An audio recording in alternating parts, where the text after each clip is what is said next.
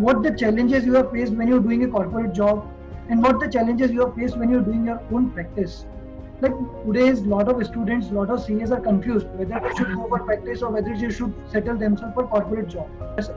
So one is, your first question is whether one should opt for practice or one should opt for an entrepreneur. So as an entrepreneur, you require a different skill set altogether. I think as an entrepreneur, you should be prepared for the fact that initially when you start off, there might be a situation where you may not get a fixed amount of money at various points of time. So it also depends on your mindset.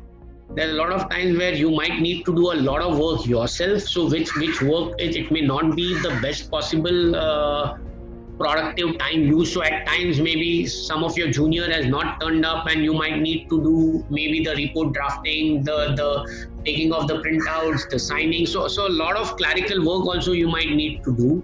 So what if we can say, if anyone who is going for practice, he have to do all type of work, whether it's clerical. Indeed, it's not just doing all types of work. It's the mindset also. He should be ready for all type of work.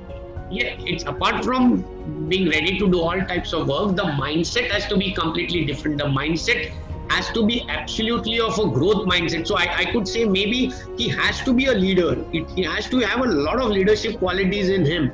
In a corporate job at the initial stages, he could be a great manager because he is not a leader and he is not allowed to lead. He might lead small teams, but as he grows up the ladder, that's where he'll have to learn a lot of leadership skills. Basically, the technical skills will matter at the initial stages. A lot of soft skills will matter at the higher stages for a corporate employee. But for a leader, he has to manage all skills from day one. Sir, now your question is for an aspiring student.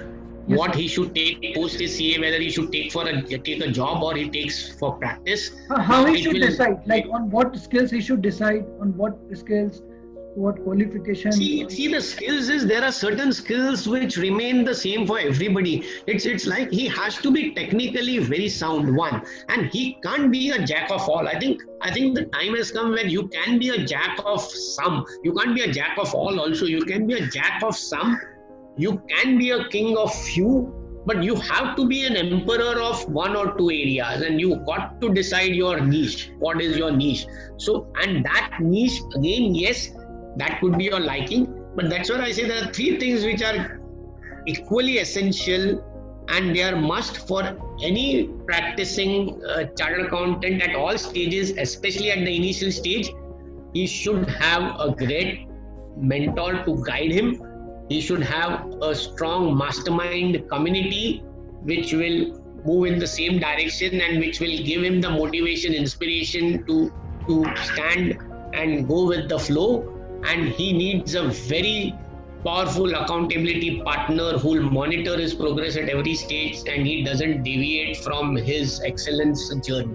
So these three things are a must for every individual, and I think in that direction your ACE Mentor Club is what the mentoring part for young chartered accountants to be mentored by maybe senior professionals who maybe made mistakes or you have learned from their experiences, so you can fast track these professionals so that they don't make those mistakes, or maybe they have a variety of views. So we were not very lucky to have one-to-one direct contacts or feedbacks so openly, so transparently with senior professionals. I think that's a great role. So mentoring is something which I strongly advocate to all chartered accountants. They need to have a sound mentor who will advise them. Maybe the mentor can take the role of a coach also, who will make them introspect, think from within, find out their own answers for their personal growth and development. So that's one, having a strong coach or a mentor, an advisor, facilitator, trainer, teacher, whatever you call him. You need to have a mastermind community of like-minded chartered accountants or other professionals who are all wanting to grow, develop, and have very strong qualities, values, ethics, integrity, honesty, discipline, hard work, whatever you name them. And you need to have a one or two or maybe accountability partners